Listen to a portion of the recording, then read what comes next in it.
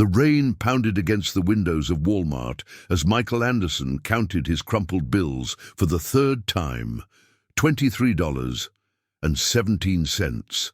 That was all he had left until payday, still 4 days away. His 7-year-old daughter Emma tugged at his worn jacket sleeve, pointing toward the toy aisle with hopeful eyes.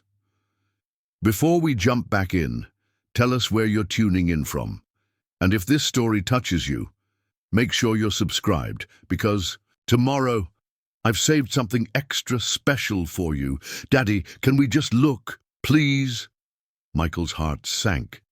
He knew that look, the same one Sarah used to give him before the accident took her away 18 months ago. He couldn't afford to buy Emma anything today, but maybe looking wouldn't hurt.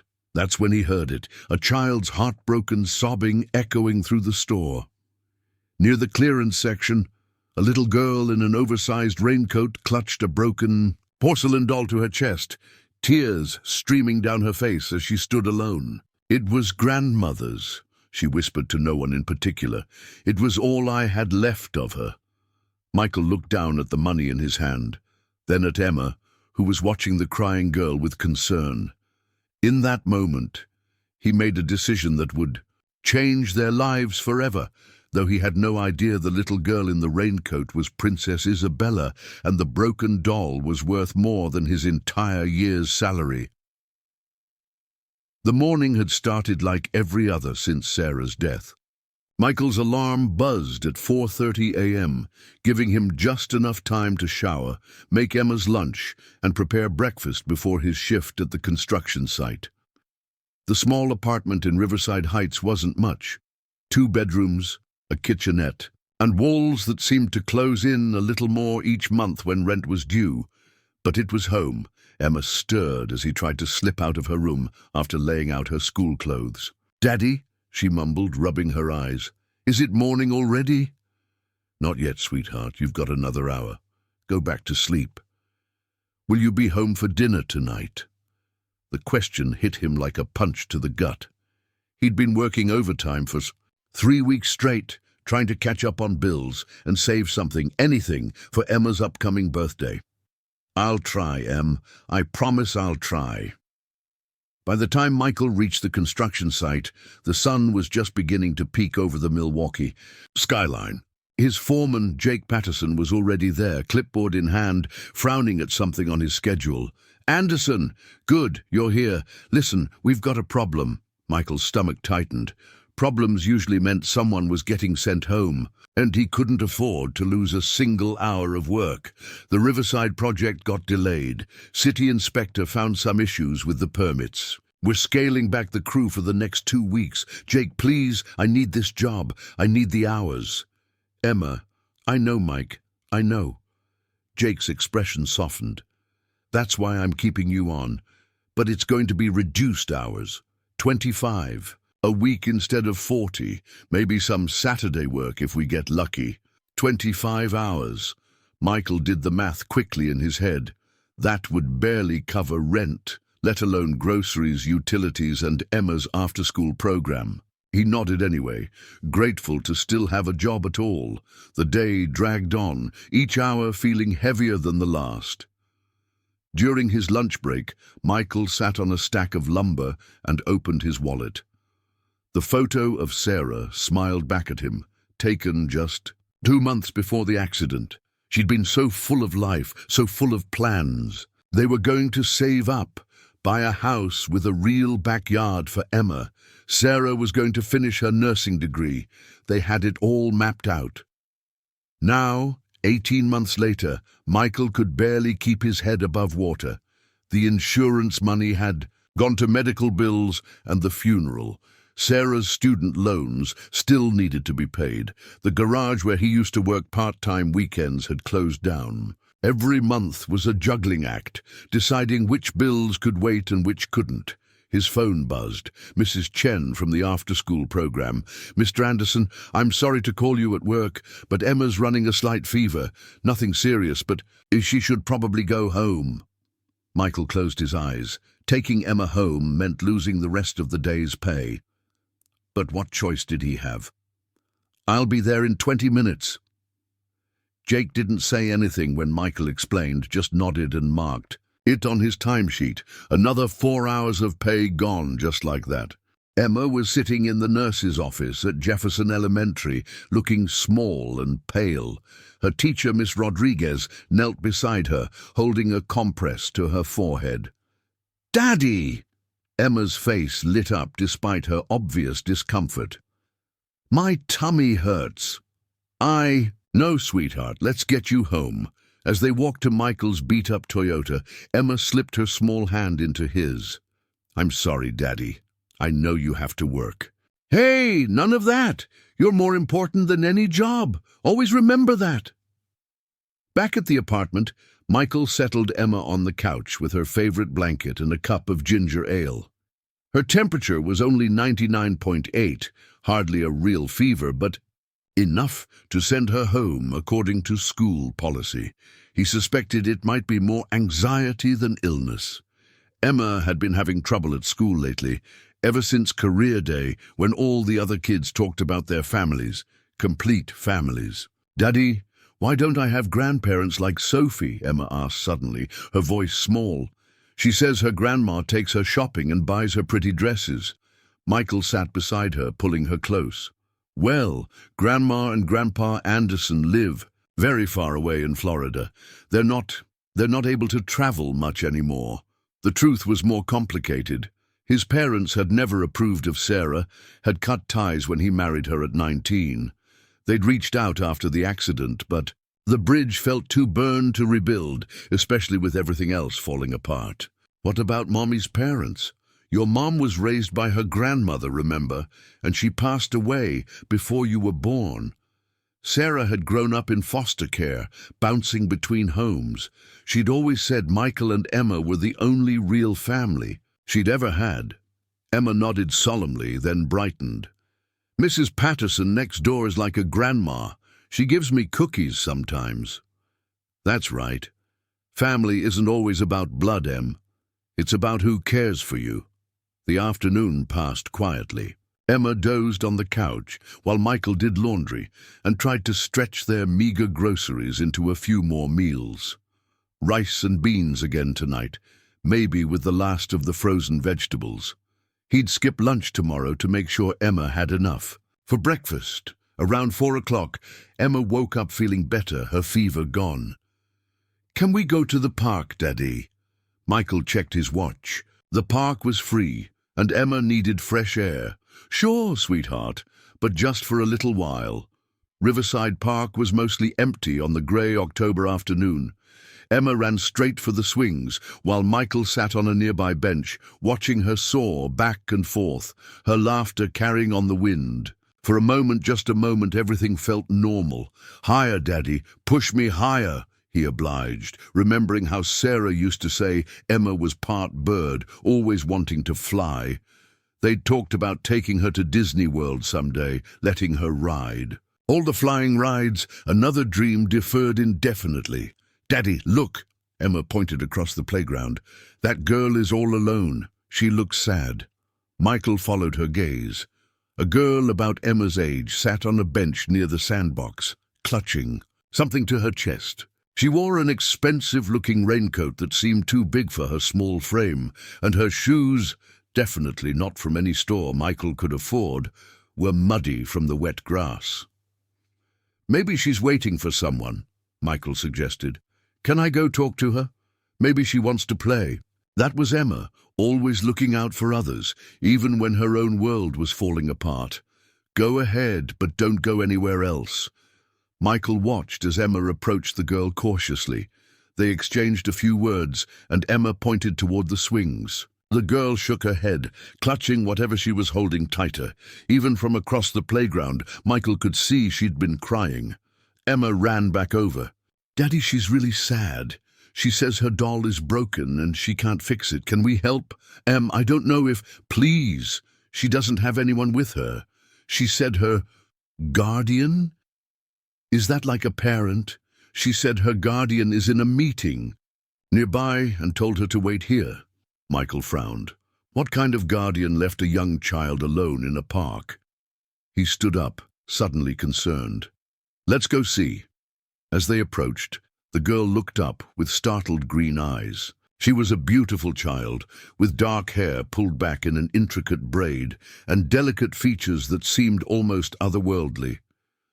But it was the loneliness in her expression that struck Michael most. A loneliness he recognized all too well. Preparing and narrating this story took us a lot of time, so if you are enjoying it, subscribe to our channel. It means a lot to us. Now back to the story. "Hi there," he said gently. "I'm Michael, Emma's dad. She says you're having trouble with your doll." The girl hesitated, then slowly uncurled her arms to reveal a porcelain doll in an elaborate Victorian dress. The doll's head was cracked, one arm hanging loose, and the dress was torn at the shoulder. "It was my grandmother's," she whispered, her accent oddly formal. "She gave it to me before she went away. Now it's broken, just like everything else." Michael knelt down, examining the damage. The doll was obviously expensive, handcrafted by the looks of it, with real silk clothing and painted features that must have taken hours to perfect. This wasn't some toy store purchase. "My daddy can fix anything," Emma announced proudly. "He fixed my bike and my dollhouse and even Mrs. Patterson's fence." The girl looked at Michael hopefully. "Really, could you?" I'm not sure. This is pretty delicate work. It would need special glue, maybe some professional restoration." "Please?" The girl's eyes filled with tears. "That's all I have left of her. Father doesn't understand. He says it's just a toy, that I should grow up and stop carrying it around. But grandmother said it would protect me, that as long as I had it, she'd always be with me." Michael's heart was constricted. He knew that feeling, clinging to objects because they were all that remained of someone you loved. He still had Sarah's coffee mug on his nightstand, unused, but always there. "What's your name, sweetheart?" "Bella," she said quietly. "Well, Isabella, but grandmother always called me Bella." "Okay, Bella, I tell you what, there's a Walmart just down the street. They have a crafts section with some supplies. I can't promise anything, but maybe we can find something to at least stabilize the damage until you can get it properly repaired." "Michael," a deep voice called out, making them all jump. A tall man in an expensive suit strode across the playground, his face a mask of barely contained anger. Behind him, two other men in dark suits followed at a discreet distance. "Isabella, what have I told you about talking to strangers?" The girl shrank back. "I'm sorry, Mr. Jameson, but my doll—" "We've discussed this. You're to wait quietly when—" "I'm in meetings, not bother other people." The man's eyes fixed on Michael with obvious suspicion. "And you are—" "Michael Anderson. My daughter Emma was just—" "Daddy," Emma whispered. "Why does that man have an earpiece like in the movies?" Michael noticed it then. The subtle communication device, the way the other two men positioned themselves, constantly scanning the area. Who was this child? "Isabella, we're leaving, now." Mr. Jameson reached for the girl's arm. "But my doll, he said he could help fix—" "The doll is broken. We'll buy you a new one." "I don't want a new one. I want grandmother's." The standoff lasted only seconds, but Michael saw the defeat creep into Bella's eyes. He made a split-second decision. "Wait. Look, Mr. Jameson, head of security for the Kellerman family." Kellerman. Why did that name sound familiar? "Mr. Jameson, I understand your concern, but the girl's obviously upset about her doll. There's a Walmart right there." Michael pointed to the store, visible from the park. "What if I take a quick look, see if there's anything that might help? You can come with us, keep an eye on everything. 20 minutes, tops." Jameson's expression didn't change, but Michael caught him glancing at Isabella, who was clutching the broken doll like a lifeline. "The ambassador is still in his meeting for another 40 minutes, one of the other men murmured. "Ambassador?" Michael's mind raced. Kellerman. Ambassador Kellerman. He'd seen something in the news about European royalty, visiting the United States, some kind of diplomatic tour. Jameson's jaw tightened. 15 minutes. Roberts, stay with them. Phillips, maintain position here. He fixed Michael with a stern look. Understand, Mr. Anderson, that Isabella is under my protection. Any suspicious behavior... I'm just a dad trying to help a sad kid, Michael said simply. That's all. The walk to Walmart was surreal. Emma chatted happily with Isabella about school and dolls, seemingly oblivious to the security detail. Isabella responded shyly at first, then with growing enthusiasm, as if she rarely got to just talk with another child. Do you go to school? Near here? Emma asked. I have tutors, Isabella replied. We travel so much, Father says regular school isn't practical. That sounds lonely, Emma said matter-of-factly. I bet you'd like my school.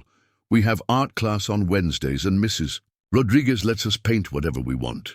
Inside Walmart, the fluorescent lights hummed overhead as Michael led their strange group to the craft section. Roberts, the security man, maintained a professional distance, but never let them out of his sight. Other shoppers gave them curious looks, a construction worker, two little girls, and what was obviously a bodyguard made for an odd combination. Michael studied the doll more carefully under the bright lights. The porcelain head had a clean crack, fixable with the right adhesive. The arm joint was loose but not broken. The dress tear was along a seam, which would make it easier to repair. Okay, he said, thinking aloud. We need porcelain adhesive. Some small clamps, needle and thread for the dress. Emma, can you and Bella look for a ribbon that matches her dress? Stay where I can see you. The girls hurried off, Isabella's face brighter than he'd seen it. Michael gathered supplies, his mind automatically calculating costs. The porcelain glue alone was $12. Thread, needles, ribbon. He'd be looking at $20 minimum.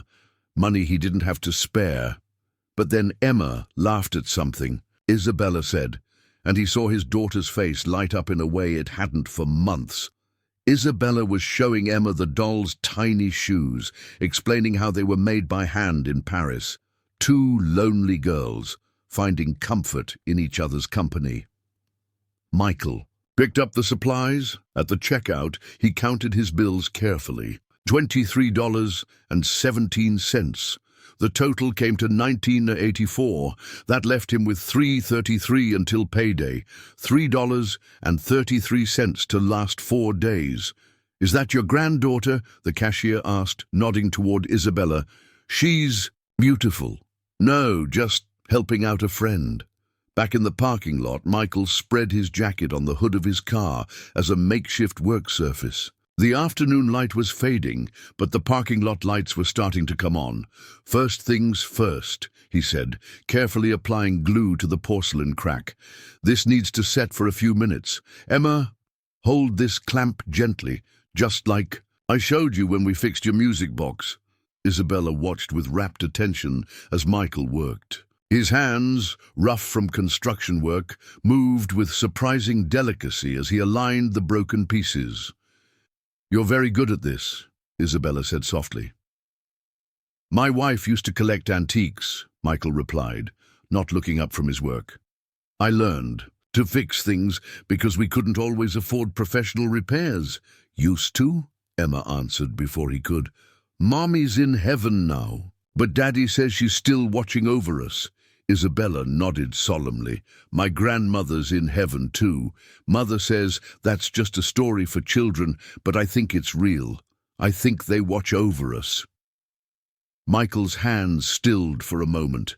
Then he continued working, carefully wrapping thread around the doll's loose arm joint to stabilize it. What was your grandmother like? Emma asked. Isabella's face lit up. She was wonderful. She lived in a big house in the countryside, with gardens that went on forever. She'd take me for walks and tell me stories about when she was young. She said this doll had been in our family for generations. Her grandmother gave it to her, and she gave it to me. She said as long as I had it, I'd never really be alone. That's why it's so important, Michael said quietly, beginning to work on the torn dress. It's not just a doll, it's a connection. Father doesn't understand. He says, I'm too attached to old things. that I need to focus on the future. But sometimes I just miss her so much. Michael looked up, meeting Isabella's eyes. There's nothing wrong with missing someone you love. Nothing at all. The repair took nearly 30 minutes. Jameson had returned, pacing nearby and checking his watch, but he didn't interrupt. Robert stood guard, occasionally speaking quietly into his communication device. Finally, Michael stepped back. The doll wasn't perfect, the crack was still visible if you looked closely, and the dress repair, while neat, wouldn't fool an expert. But the doll was whole again, stable, and the dress was mended. Isabella took it with trembling hands. Oh, thank you so much. Tears ran down her cheeks, but she was smiling. Look, Emma, she's fixed. Emma beamed. I told you my daddy could fix anything. We need to leave, Jameson announced. The ambassador's meeting has concluded. Isabella clutched the doll to her chest, then suddenly threw her arms around Michael in a fierce hug. Thank you, she whispered. You don't know what this means to me. Michael patted her back awkwardly, very aware of the security team watching. You're welcome, Bella. Take good care of her. Isabella, Jameson said firmly. Now. But Isabella had turned to Emma. I wish we could be friends, real friends. Emma grinned. We are friends. Maybe you can come play sometime. Isabella's face fell. I don't think we're leaving tomorrow. Back to Europe. Oh. Emma's disappointment was palpable. Isabella, I'm coming. She started toward the waiting security team, then turned back. Wait, I don't even know your last name. How will I find you again? Anderson, Michael said. Michael and Emma Anderson, from Milwaukee. Isabella smiled, a real smile that transformed her whole face. I'll remember. I promise I'll remember. They watched as the security team whisked her away to a black SUV with diplomatic plates. Isabella waved from the back window until the vehicle turned a corner and disappeared. She was nice, Emma said wistfully. I hope she comes back someday. Yeah, Michael agreed, suddenly exhausted. She was. They drove home in comfortable silence. Emma held the leftover ribbon from the repair, weaving it between her fingers. Daddy, why did those men call her Isabella, but she liked being called Bella? Sometimes people have to be formal when they don't want to be, like how I'm Mr. Anderson. At work, but Daddy at home. Oh, Emma considered this. I'm glad I get to just be Emma. Back at the apartment, Michael made dinner, rice and beans as planned, though he managed to make it special by adding the last of their cheese and letting Emma help stir. Daddy, Emma said as they ate, you spent our grocery money on that glue, didn't you? Michael's spoon stopped halfway to his mouth. How did you? I saw you counting at the store. It's okay. I'm glad you helped her. She looked so sad, like I feel sometimes when I miss Mommy. Oh, Em. Michael reached across their small table to take her hand. We'll be okay. I get paid on Friday. I know. And Daddy, today was the best day we've had in a long time, even if my tummy hurt this morning. That night, after Emma was asleep, Michael sat at their kitchen table with his bills spread before him. $3.33. He'd have to walk to work tomorrow to save gas money, skip lunch again. Maybe ask Jake for an advance on Friday's check. But then he thought about Isabella's face when he'd handed her the repaired doll, about Emma laughing with a new friend, about connections that transcend circumstance and loneliness that knows no economic boundaries. He pulled out his wallet and looked again at Sarah's photo. I think you would have been proud of me today, he whispered. Both girls needed something, and somehow we managed to help. Outside, the first stars were beginning to appear in the Milwaukee sky. Somewhere, a little girl with a royal title was holding a mended doll, perhaps looking at the same stars. And in a small apartment in Riverside Heights, a struggling single father allowed himself a moment of peace, unaware that his small act of kindness had set in motion events that would change everything. The bills could wait one more day. Tonight, he'd done something that mattered. The morning after meeting Isabella, Michael woke to find Emma already dressed for school, attempting to make toast in their temperamental toaster. The smell of slightly burned bread filled the tiny kitchen. "Morning. Sweetheart, you're up early?" "I couldn't sleep," Emma admitted, carefully scraping the black edges off her toast. "I kept thinking about Bella. Do you think she's on an airplane right now?" Michael checked the clock, 6:15 a.m. "Probably. Europe's pretty far away." "Daddy, what's an ambassador?" The question caught him off guard. "It's someone who represents their country in another country, like a messenger between governments." "So, Bella's daddy talks to our president?" "Something like that." Michael poured the last of their milk into Emma's cereal bowl, making a mental note to stop by the food bank after work. $3 wouldn't buy groceries, but St. Mary's usually had milk and bread on Thursdays. At school drop-off, Emma's teacher, Miss Rodriguez, waved him over. "Mr. Anderson, could I speak with you for a moment?" Michael's chest tightened. Conferences usually meant problems, behavioral issues, falling behind, all the things he worried about constantly since Sarah's death. "Emma's been talking non-stop about a new friend she made yesterday. Isabella, she drew this." Miss Rodriguez handed him a crayon drawing of two girls holding hands, one with yellow hair labeled "Me" and one with dark hair labeled "Bella." Above them floated a repaired doll with angel wings. They met at the park, just briefly. "Well, whatever happened, it's the most animated I've seen Emma in weeks. She even volunteered to read aloud today, which she hasn't done since." Miss Rodriguez trailed off tactfully. "Since her mother died," Michael finished. "Yeah, I know. Mr. Anderson, I know things are difficult, but Emma's lucky to have you. Not every parent would notice a stranger's child needing help." Walking to the construction site, his truck remained parked to save gas. Michael replayed yesterday's events. Something nagged at him about Isabella. The security detail, the diplomatic plates, the way she'd been kept isolated. Ambassador Kellerman. Where? Had he heard that name? At work, Jake noticed immediately. "You walked? In this weather? Mike, it's 3 miles. "Truck's acting up," Michael lied. "Probably just needs oil." "Take the company truck home tonight. Bring it back tomorrow."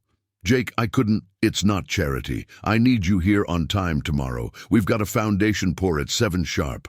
During lunch break, while his co-workers ate sandwiches and traded jokes, Michael sat apart, sipping water and checking his phone.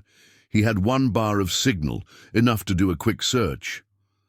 Ambassador Richard Kellerman, European Diplomatic Mission. The results made him nearly drop his phone. Chief Diplomatic Liaison for the Monteverde royal family. Princess Isabella Sophia Marie of Monteverde celebrates 8th birthday. Young princess to accompany a diplomatic mission to the United States. The photo showed a formal portrait. Isabella in an elaborate dress, holding, Michael zoomed in, the same porcelain doll, intact and pristine. The caption read, "Princess Isabella with the Monteverde royal doll, a 200-year-old family heirloom." "Hey, Anderson," his co-worker Tommy called out. "You okay? Looked like you've seen a ghost." Ghost. That's exactly what it felt like. He'd spent his last $20 helping a princess, a literal princess, fix a priceless heirloom. The absurdity of it made him laugh, which earned concerned looks from his co-workers. That afternoon, the worksite accident happened fast. A cable snapped on the crane, sending a load of rebar swinging wildly.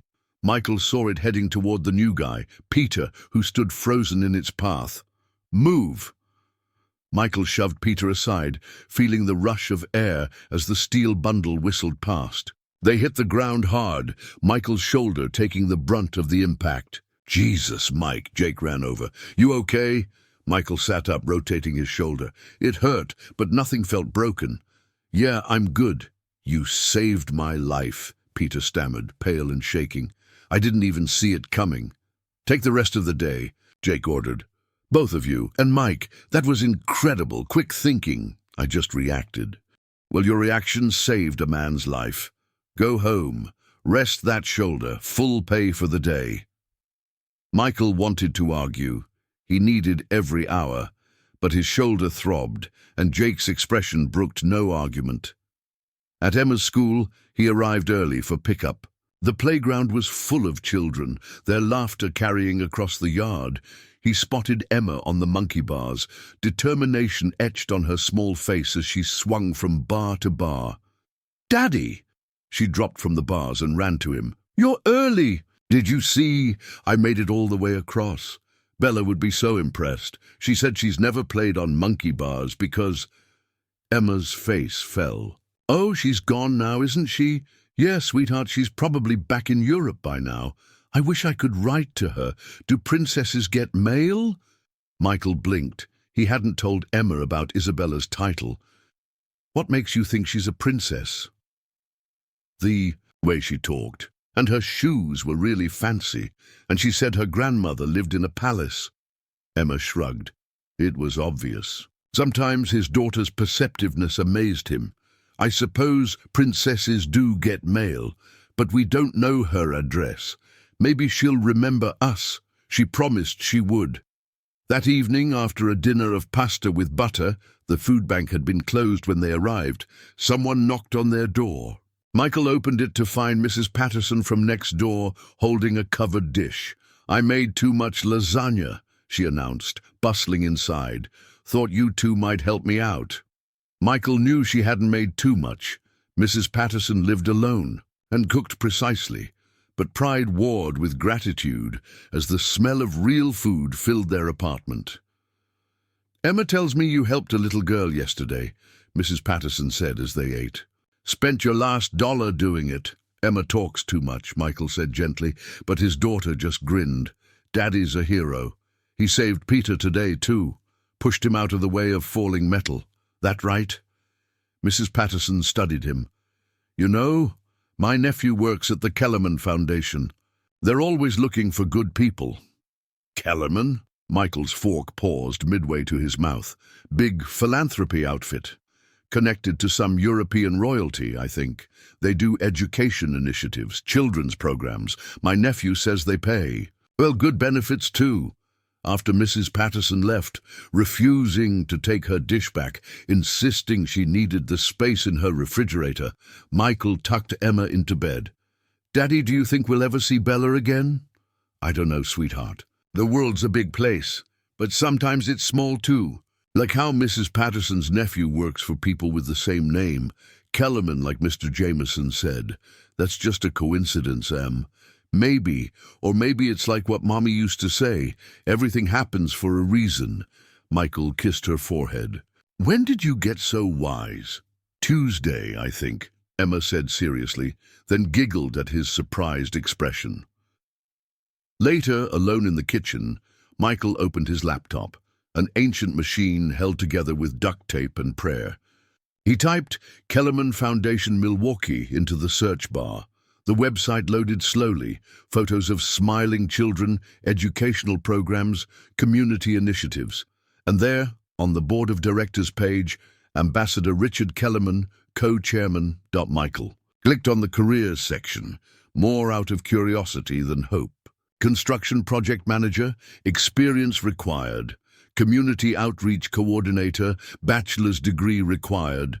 Maintenance supervisor, he read the requirements twice. High school diploma, experience in construction and repairs, strong work. Ethic, the salary made him blink, more than double what he made now, plus benefits, health insurance for Emma. Before he could talk himself out of it, Michael updated his resume and hit submit. What was the worst that could happen? They'd reject him like everyone else had since the economy tanked. His phone buzzed. A text from an unknown number. "Mr. Anderson, this is James Jameson. Princess Isabella asked me to thank you again for your kindness yesterday. She wanted you to know the doll is safe and treasured. J. Jameson, Head of Security, Monteverde Royal Family." Michael stared at the message. How had Jameson gotten his number? Then he remembered. He'd filled out that visitor form at Walmart when the security team insisted. Standard procedure, Roberts had said. He typed and deleted several responses before settling on, "Tell her she's welcome. Emma was happy to make a new friend." 3 dots appeared immediately. Then, "The princess doesn't make friends easily. Your daughter is special, as are you. Good evening, Mr. Anderson." Sleep didn't come easily that night. Michael's shoulder ached from the worksite incident, and his mind raced with possibilities and impossibilities. A princess, a priceless heirloom, a job posting that seemed too good to be true. At 3 a.m., his phone lit up with an email notification.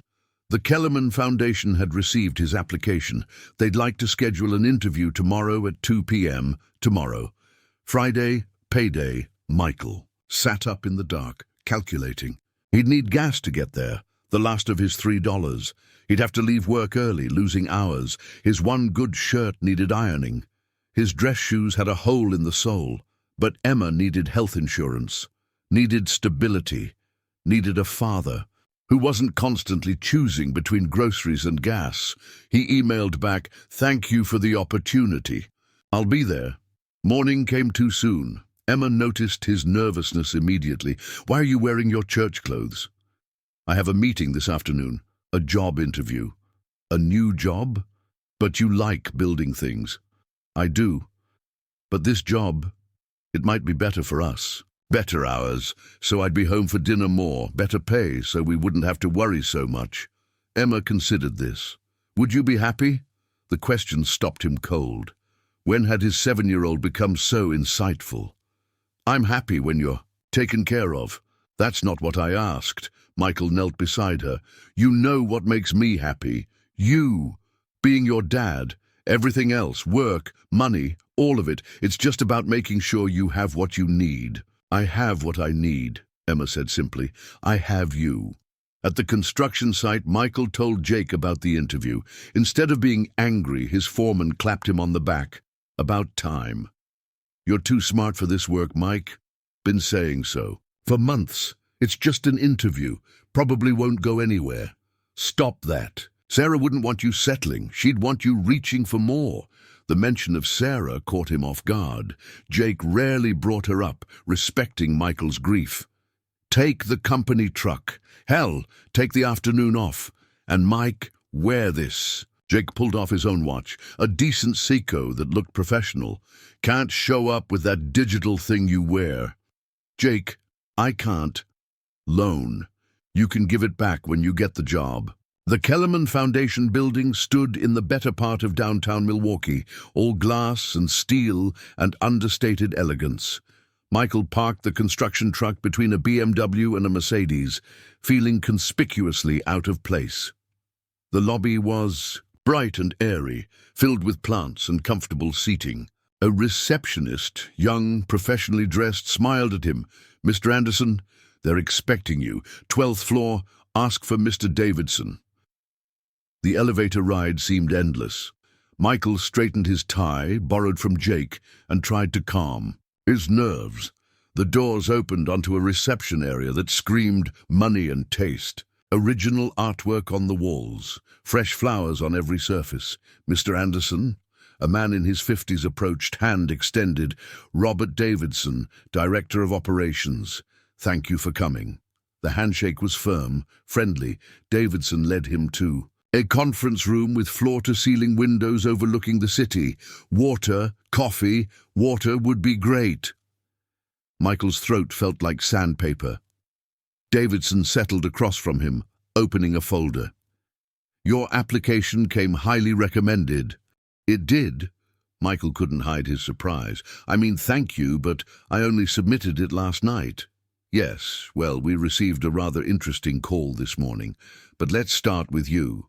Tell me about your background." Michael talked about his construction experience, his time at the garage, carefully skirting around the gap since Sarah's death. Davidson nodded, making notes. "And you're a single parent?" "Yes. My daughter Emma is 7. That must be challenging. How do you manage work-life balance?" The question felt loaded. "It's not easy, but Emma comes first, always. She's the reason I'm here, looking for something more stable." Davidson smiled. Good answer. Now, about that phone call. We received it from our European office. Apparently, you assisted a very important young lady yesterday? Michael's heart skipped.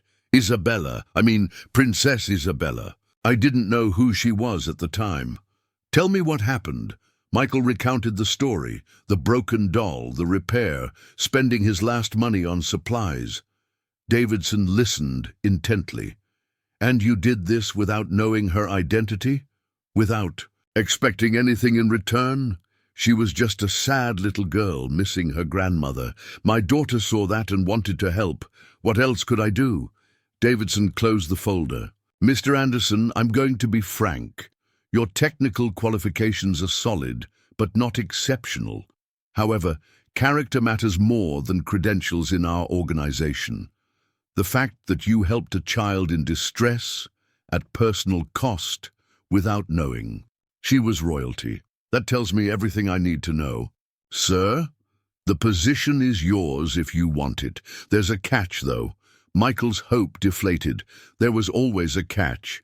We've been asked to create a new position, coordinator of international youth programs. It would involve maintaining our facilities, yes, but also helping run programs for children visiting from our partner organizations worldwide, including occasionally royal children who need to experience normal childhood activities. I don't understand. Princess Isabella was deeply affected by meeting you and Emma. She told her father, at length apparently, about the kind American man who fixed her grandmother's doll and the little girl who wanted to be her friend. The royal family has authorized funding for a new initiative, bringing diplomatic children together with local kids for cultural exchange. Michael sat stunned. Because of yesterday, because of kindness, Mr. Anderson. The princess has been isolated, lonely. Your daughter showed her genuine friendship. You showed her that good people exist everywhere, regardless of station. The salary listed would be your starting salary. Full benefits, including health insurance for you and Emma, flexible hours to accommodate school schedules, and Emma would be welcome to participate in our after-school programs free of charge. It was too much, too good. Things like this didn't happen to people like him. There's one more thing, Davidson continued. The princess specifically requested that Emma be her pen pal. If you're comfortable with that, of course. All correspondence would go through official channels. Michael thought of Emma's face when Isabella had left. The way both girls had lit up in each other's company. When would I start? Monday, if possible. We have several international delegations arriving next month, and frankly, your background is perfect. Construction experience for maintenance, single-parent perspective for programming, and proven ability to connect with children across cultural divides. Mr. Davidson, I need to be honest. I walked to work this morning because I couldn't afford gas. I borrowed this tie. I've been struggling since my wife died, and Davidson held up a hand. Mr. Anderson, do you think you're our first employee? To face hardship? Half our staff came to us during difficult times. What matters is what you do when tested. You chose compassion over self-interest. That's rare. I don't know what to say. Say yes. Go pick up your daughter. Tell her she has a new pen pal. And Mr. Anderson? There's a signing bonus. $5,000. Should help with the transition. Michael's vision blurred. $5,000. Security deposit on a better apartment. Clothes for Emma. Food in the refrigerator. Gas in the truck. Yes, he managed. Yes, absolutely yes. The rest happened in a blur. Paperwork, handshakes, a tour of the facilities. By 4:30, Michael was back in the construction truck, an official offer letter in his pocket and a check that would clear by Monday. He drove straight to Emma's school, arriving just as dismissal began. Emma bounced out, backpack swinging. "Daddy, how was your meeting? Did you get the job? Are we going to be okay?" Michael scooped her up, spinning her around. "We're going to be more than okay, Em. And guess what? Bella wants to be your pen pal." Really? Really truly? Really truly. And you know what else? I think Mommy was watching out for us. I think she sent Bella our way. Emma wrapped her arms around his neck. I love you, Daddy. Love you too, sweetheart. Now what do you say we go get ice cream? Maybe even 2 scoops? Can we afford it? Michael thought of the check in his pocket, the job starting Monday, the future suddenly bright with possibility. All because he'd chosen kindness on a random Thursday afternoon. Yeah, we can afford it. They drove toward the ice cream shop, Emma chattering excitedly about what she'd write to Isabella. The setting sun painted the sky in brilliant oranges and pinks, and for the first time in 18 months, Michael felt something he'd almost forgotten. Hope. Neither of them noticed the black diplomatic sedan that pulled into traffic behind them, or the figure in the back seat, watching through tinted windows. Ambassador Kellerman himself, in Milwaukee for one more day, curious to see the man who'd touched his daughter's heart. The ambassador smiled as he watched the battered construction truck turn into Scoops and Smiles' ice cream parlor. He pulled out his phone, dialing a familiar number. Jameson. Yes, I've seen enough. Make sure the transition goes smoothly. And the apartment in Riverside Towers, have it ready by month's end. The princess insists her friend Emma should live, somewhere befitting a royal pen pal. As the sedan pulled away, Michael and Emma sat at a picnic table outside the shop, ice cream dripping in the warm evening air. Emma was trying to eat her chocolate chip cone before it melted, laughing as she failed spectacularly. Daddy, this is the best day ever. You know what, Em? I think you're right. Above them, the first star appeared in the darkening sky. Michael didn't make a wish. Everything he needed was right here, covered in chocolate ice cream and giggling about princesses and pen pals. Monday morning arrived with the kind of crystalline clarity that makes Milwaukee winters bearable. Michael stood before his bathroom mirror, adjusting the new tie he'd bought with part of his signing bonus. The face looking back at him seemed younger somehow, the perpetual worry lines softened by hope. Daddy, you look fancy. Emma appeared in the doorway, already dressed for school. She'd insisted on picking out her own outfit, a purple dress with matching ribbons in her hair. It's a special day, so I wanted to look special too. You look beautiful, Em. Ready for breakfast? Their kitchen table bore witness to a feast by recent standards. Fresh fruit, whole-grain toast, real butter, orange juice. Emma's eyes widened at the spread. Is it Christmas? Better. It's the first day of our new life. They arrived at the Kellerman foundation building 30 minutes early. Michael had barely slept, his mind racing with possibilities and responsibilities. The security guard at the front desk smiled.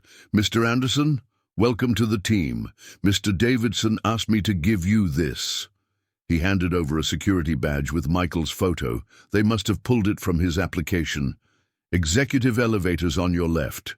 Executive elevator, Michael muttered, but Emma tugged his hand. Come on, Daddy, we don't want to be late. The 12th floor buzzed with activity. People rushed past carrying files, talking on phones, typing on tablets. Michael felt overwhelmed, until a familiar face appeared. Mr. Anderson, and this must be Emma. Robert Davidson extended his hand. Welcome to your first day. Thank you, sir, I'm ready to work. Excellent. But first, let me show you both something. Davidson led them through a maze of corridors to a corner office. Floor-to-ceiling windows overlooked the city, morning light streaming across a mahogany desk. Photos covered one wall. Children from around the world engaged in various activities. Your office, Davidson announced. Michael stopped dead. My office. There must be some mistake. I thought I'd be in maintenance. Coordinator of International Youth Programs requires an office. You'll need space for planning, meetings with visiting dignitaries, program development. Don't look so shocked. Emma explored the space with unbridled enthusiasm. Daddy, look, you can see our school from here, and there's a couch. Can I do homework here sometimes? About that, Davidson said. We've arranged for Emma to attend our after-school program. Free of charge, of course. She'll be picked up daily and brought here. You can work until 5, have dinner together, perfect work-life balance. Michael sank into the leather desk chair, overwhelmed. Mr. Davidson, it's too much. Nonsense. You'll earn it. Speaking of which, your first assignment. Davidson placed a folder on the desk. The Monteverdi delegation returns next month for an extended visit. Princess Isabella specifically requested certain activities. Normal childhood experiences she's never had. Ice skating, pizza making, movie nights. You'll coordinate with local schools to invite children to participate. She's coming back. Emma bounced with excitement. Bella's really coming back? For 3 months. Her father believes American public education might benefit her social development. She'll attend a local school part-time. Yours, actually, Emma. Michael opened the folder, scanning the detailed itinerary. Wait. This says she'll be staying at Riverside Towers? That's the luxury building near our neighborhood. Yes, well, about that. Davidson looked slightly uncomfortable. There's been a development. The foundation maintains several furnished apartments for visiting dignitaries. One has become available in Riverside Towers. The board felt, given your new position, that you should have appropriate housing. Consider it part of your compensation package. You're giving us an apartment? Subsidized housing. You'll pay what you're paying now. The foundation covers the difference. It's not charity, Mr. Anderson. It's an investment. We need you close to our international guests, available for emergencies. The princess can be particular. Emma had discovered the phone on Michael's desk. It has lots of buttons. And look, Daddy, your name's already on the door. Sure enough, a brass nameplate read, Michael Anderson, Coordinator of International Youth Programs. I need to make some calls, Davidson said. Take the morning to settle in. It will be up to set up your computer. HR needs you at 2 for orientation. And Mr. Anderson, congratulations. Alone with Emma, Michael sat stunned. Pinch me, Emma obliged, giggling. See, not dreaming. Daddy, can I tell Bella about your new job? I think she already knows, sweetheart. The morning flew by. IT specialists arrived with a state-of-the-art laptop. HR sent up paperwork. Someone from facilities brought a plant for his office. By noon, Michael's head spun with information overload. Mr. Anderson? A young woman knocked on his door. I'm Jennifer Martinez, your assistant. My what now? Jennifer laughed. Every coordinator has an assistant. I've been handling international programs solo, but honestly, I'm thrilled you're here. Princess Isabella's visit has everyone in a tizzy. She's never attended public school before. Any advice? Be yourself. That's why you got this job, right? The princess needs normal, not another layer of protocol. After dropping Emma at school, she'd insisted on telling everyone about Daddy's new job. Michael returned to find his first crisis waiting.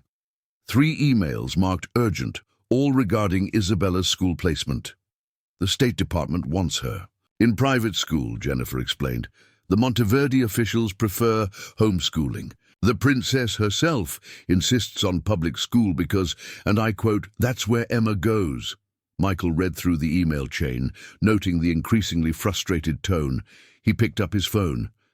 Mr. Jameson, it's Michael Anderson. About the princess's schooling, Mr. Anderson. The security chief's voice was wary. I suppose you'll side with the princess. Actually, I have a compromise. What if she attends public school 3 days a week, with supplemental tutoring the other 2? Best of both worlds. Social interaction plus academic support. Silence. Then that might work. The ambassador's main concern is her safety. I'll personally oversee her integration. Small class size, vetted students, discreet security. Emma's teacher is exceptional. You've thought this through. Mr. Jameson, I've been where the princess is. Not the royal part, obviously, but the isolation after loss. She needs friends, not more walls. I'll present it to the ambassador. And Mr. Anderson, good to have you on board. By afternoon, Michael had resolved 2 more crises, scheduled meetings with 3 school principals, and begun drafting a comprehensive program for diplomatic children. His computer pinged with a message from an unknown sender. "Dear Mr. Anderson, Father says you're helping plan my visit. I'm so excited. Is it true I'll go to school with Emma? I've been practicing American expressions. Is cool beans still appropriate? Yours truly, Isabella." Michael smiled, typing back. "Dear Princess Isabella, cool beans is perfect. Emma is counting down the days until you arrive. She's already planning your first school lunch experience. Apparently the pizza is actually pretty good if you don't think about it too hard. Looking forward to your visit. Sincerely, Mr. Anderson." The reply came instantly. "Please call me Bella. Princess Isabella is for formal occasions. I've never had school pizza. Is it true that American schools have talent shows?"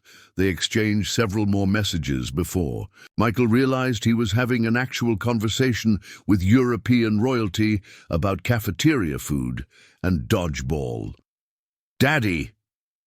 Emma burst into his office at 3:30, backpack flying. "I had the best day. Everyone thinks it's so cool that you work here. And Tommy Chen said his mum works for the State Department and knows about Bella coming to visit. How was the after-school program?" "Amazing! They have art supplies and computers and snacks that aren't just crackers. Can I stay tomorrow too?" That evening, they drove to Riverside Towers for their apartment viewing. The building manager, Mrs. Petrov, greeted them in the marble lobby. "Mr. Anderson, we've been expecting you. The foundation sent over your information. 23rd floor, unit 2306. The elevator was smooth, silent. Emma pressed her face against the glass, watching the city shrink below. "Daddy, we're so high up." The apartment door opened into a space that took Michael's breath away. Open floor. Plan. Gleaming hardwood floors. A kitchen with granite countertops and stainless steel appliances. The living room featured a wall of windows showcasing Milwaukee's skyline. 3 bedrooms, Mrs. Petrov explained. "The foundation mentioned you. Might need space for visiting dignitaries' children during events." Emma had already found her room, painted soft lavender with built-in bookshelves and a window seat overlooking the park where they'd met Isabella. "Daddy, I can see the playground. Maybe Bella and I can play there again." The master bedroom was twice the size of their current apartment. The closet alone could fit Emma's entire room. Michael felt dizzy. "The furniture comes with it," Mrs. Petrov continued. "The foundation maintains it for their rotating staff. Utilities included, of course. Parking space in the garage, gym membership, access to the pool." "Pool?" Emma shrieked. "We have a pool." "Rooftop, heated year-round. There's also a children's playroom on the 10th floor, study rooms for homework, even a small theater for movie nights." Michael ran his hand along the marble kitchen counter. "This can't be real." Mrs. Petrov smiled kindly. "Mr. Anderson, may I speak freely? I've managed this building for 15 years. The Kellerman Foundation has placed many employees here. They choose carefully, people who've earned their chance. Don't question it. Embrace it." That night, Michael and Emma ate Chinese takeout on their current apartment's floor, boxes stacked around them for tomorrow's move. The signing bonus had covered new clothes for both of them, school supplies for Emma, and their first real grocery shopping trip in months. "Daddy, are you happy?" Michael looked at his daughter, her face illuminated by the setting sun through their small window. Tomorrow, that view would be spectacular. But tonight, this moment was perfect too. "You know what makes me happy?" "Seeing you happy." "You didn't answer the question," Emma said, sounding eerily like her mother. "Yes," Michael admitted. "I'm happy, scared, overwhelmed, but happy." "Good. Mommy would be happy too." I told her all about it when I said my prayers. The next morning, Jake arrived with a crew from the construction site. "Heard you were moving. Figured you could use some muscle. Jake, you didn't have to. Shut up and let us help. Besides, the guys want to see this fancy new place. Tommy's been taking bets on whether it has a bidet." They loaded Michael's meager possessions into 3 pickup trucks. The entire move took less than 2 hours. There wasn't much to transport. Emma carefully carried a box marked "Special Things." Sarah's coffee mug, photo albums, the leftover ribbon from fixing Isabella's doll. At Riverside Towers, the construction crew whistled appreciatively. "Damn, Mike, you hit the jackpot." "Language," Emma scolded. "We live in a fancy building now. We have to use fancy words." As they unpacked, Emma discovered a gift basket on the kitchen counter. The card read, "Welcome to your new home. Looking forward to pizza and movie nights." Bella inside were Swiss chocolates, Italian cookies, and a small wrapped box. Emma opened it carefully, gasping at the contents. "Daddy, look." A silver charm bracelet nestled in velvet with 2 charms, a tiny porcelain doll and a heart engraved. "With friends forever." "Oh, Em, that's beautiful. Can I wear it to school tomorrow?" Of course, by evening they were settled. The construction crew had departed with promises to visit after raiding the gift basket. Emma was in her new room, arranging her stuffed animals on the window seat. Michael stood in the living room, watching the sunset paint the city in shades of gold. His phone buzzed. An unknown international number. "Mr. Anderson? It's Ambassador Kellerman." Michael's throat went dry. "Ambassador, how can I help you?" "I wanted to thank you personally. My daughter has been different since meeting you and Emma. Happier, more engaged. She's actually excited about school for the first time. She's a wonderful young lady, sir. She's been isolated too long. After her grandmother passed, we thought protecting her meant keeping her separate.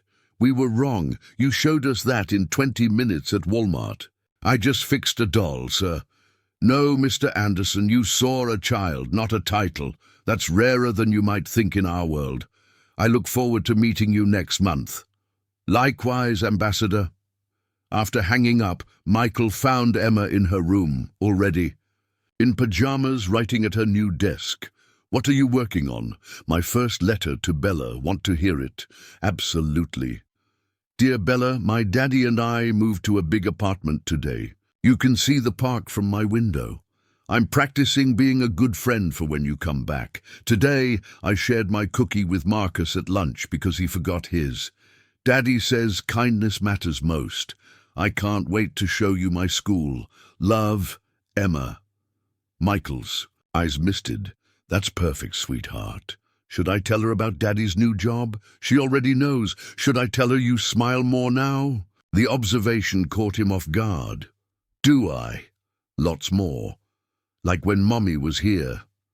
That night, after Emma was asleep, Michael sat at his new kitchen table, solid wood, not the wobbly pressed board they'd had before. He pulled out his laptop, opening a document titled International Youth Connection Program. His fingers flew over the keys, ideas pouring out. Cultural exchange through play, cooking classes featuring dishes from different countries, art projects celebrating diversity, sports that bridged language barriers. At the bottom he typed, "Core philosophy. Every child deserves friendship, regardless of circumstance. Loneliness doesn't recognize borders or bank accounts." His phone pinged. A text from Jennifer. "Great job with the school compromise. State Department approved. You're a natural at this." Another ping. "Jake, drove by your old place. Landlords, already showing it. End of an era, brother. Here's to new beginnings." Michael walked to the windows, looking out at the city lights. Somewhere out there, in a modest apartment, another single parent was counting dollars, making impossible choices. He knew that struggle intimately.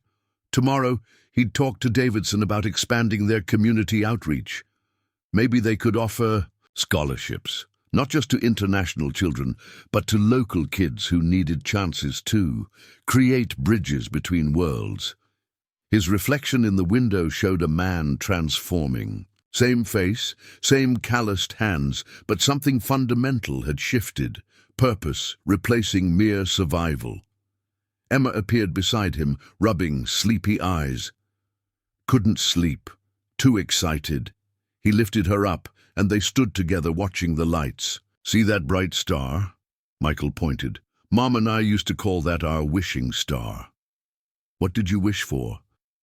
"Usually, just to make it through another day, to keep you safe and happy." "What about now?" Michael considered. "Now? I wish to deserve all this, to help other kids like Isabella find friends, to make your mom proud." "She is proud," Emma said confidently. "I can feel it." A shooting star streaked across the sky, brief, brilliant, impossible to ignore. "Make a wish, Daddy." Michael closed his eyes. He wished for wisdom to navigate this new world, for strength to bridge the gap between struggle and success. For Emma, to keep her generous heart. "What did you wish for?" Emma asked. "Can't tell or it won't come true." "I wished for Bella to love our school, and for you to keep smiling. And for chocolate chip pancakes tomorrow." "That's 3 wishes." The star was really bright. I think it counted as 3. They stood there until Emma grew heavy in his arms. Then he carried her back to bed. As he tucked her in, she mumbled, "Daddy, we're going to be okay now, aren't we?" "Yeah, sweetheart, we're going to be more than okay." Returning to his laptop, Michael added one more line to his program document. "Success is measured not in statistics, but in smiles. Not in budgets, but in bonds formed. Not in diplomatic victories, but in children who learn that friendship transcends all boundaries." He saved the document, closed the laptop, and prepared for bed. Tomorrow would bring new challenges, diplomatic protocols to learn, programs to design, bridges to build between worlds so different yet fundamentally the same. But tonight, in an apartment he couldn't have imagined a week ago, with his daughter safe and happy down the hall, Michael Anderson finally allowed himself to believe in second chances.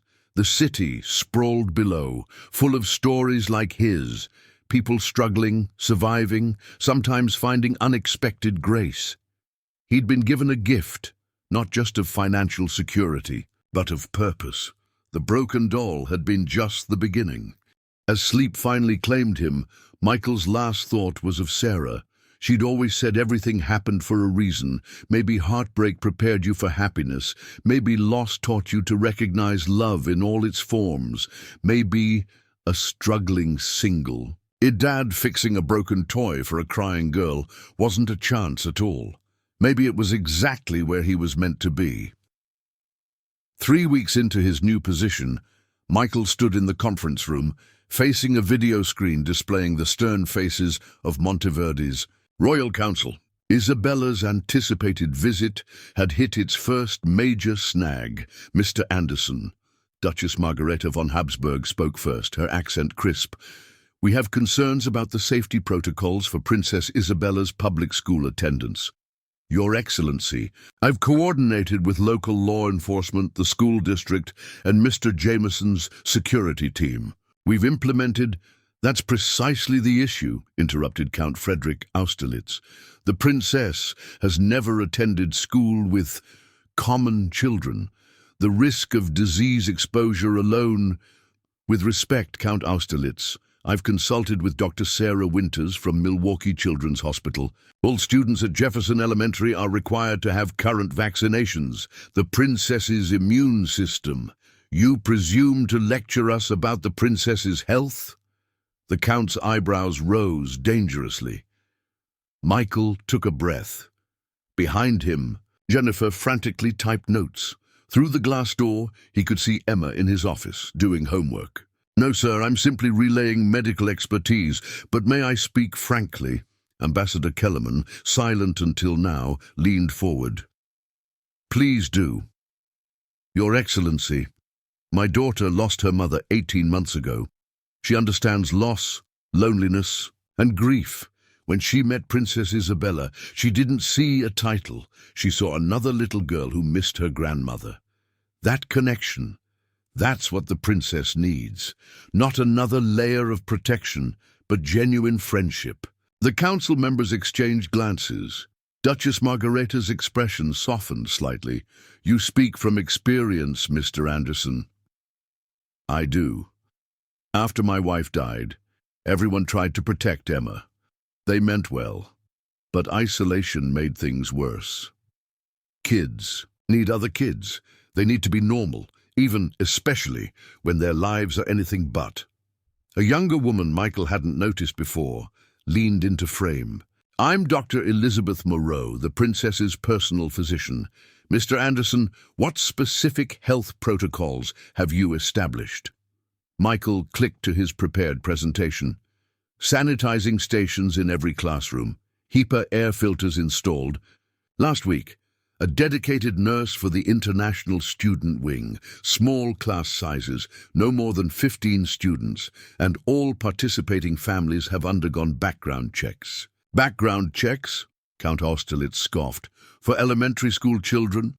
For their families, yes. Discreetly done through the FBI liaison. We're taking no chances with security." Dr. Moreau nodded approvingly. "And emergency protocols?" "Direct. Hotline to Children's Hospital. A medical suite on site. 2 EMTs on campus during school hours. And plus, Jefferson Elementary is 4 minutes from the nearest trauma center." The meeting continued for another hour. Michael fielded questions about everything from nutritional requirements to evacuation procedures. By the end, even Count Austerlitz seemed grudgingly impressed. "We'll take this under advisement," Duchess Margareta concluded. "Mr. Anderson, your thoroughness is unexpected. Your Excellency, I'm a father first. I understand protecting what's precious." After the call ended, Jennifer slumped in her chair. That was intense. "Count Austerlitz looked like he wanted to reach through the screen and strangle you. Did I overstay? Are you kidding? You were brilliant, firm but respectful. They're used to people cowering. You treated them like concerned relatives, not royalty." Emma appeared in the doorway. "Daddy, are they going to let Bella come to school?" "We'll see, sweetheart. They're worried about her. They should meet Mrs. Rodriguez. Nobody would mess with Bella if Mrs. Rodriguez is protecting her." That evening, Michael's phone rang with an international number. His stomach tightened. Had he blown it? "Mr. Anderson, Richard Kellerman." The council approved the school plan. Conditionally. Michael exhaled. "Thank you, Ambassador. What conditions?" "They want to observe firsthand. Duchess Margareta and Dr. Moreau will accompany Isabella for the first week. They'll need accommodations. I'll handle it." "When do they arrive?" "Tuesday." "And Michael, well done today. You spoke truth to power. That's rare." After hanging up, Michael immediately called Davidson. Within an hour, they'd secured a suite at the Pfister Hotel for the Duchess and arranged temporary office space at Jefferson Elementary for the royal observers. Saturday morning found Michael and Emma at the farmers' market, part of their new weekend routine. The luxury apartment was amazing, but Michael insisted on maintaining connections to their old life. Same vendors, same conversations, though now he could actually buy the organic strawberries Emma loved. "Mr. Anderson." Michael turned to find Peter, the construction worker he'd saved, jogging toward them with a woman and 2 children in tow. "Peter, how's the shoulder?" "Perfect, thanks to you. This is my wife Maria and our kids." Peter's voice dropped. "Heard. About your new job. Jake says you're working with actual royalty now?" "Something like that. Still can't believe it myself." Maria stepped forward. "Peter told me what you did. Pushing him out of the way, risking yourself. We'll never forget that." "Anyone would have—" "No," Maria interrupted. "They wouldn't, but you did. And now good things are happening for you. That's justice." After they parted, Emma tugged Michael's hand. "That lady looked like she wanted to cry." "Happy tears, Em. Sometimes people need to say thank you." They were selecting apples when Michael's phone buzzed. An unknown number, but the area code was local. Mr. Anderson, this is Principal Janet Morrison from Riverside Academy. I understand you're coordinating Princess Isabella's education. Michael's jaw tightened. Riverside Academy was the elite private school that had been lobbying for Isabella's enrollment. That's correct. We'd like to offer an alternative to public school, full scholarship for your daughter Emma as well. Our facilities far exceed. Principal Morrison, I appreciate the offer, but the decision been made. Jefferson Elementary provides exactly what Princess Isabella needs. But surely you see the advantages of private education for both girls.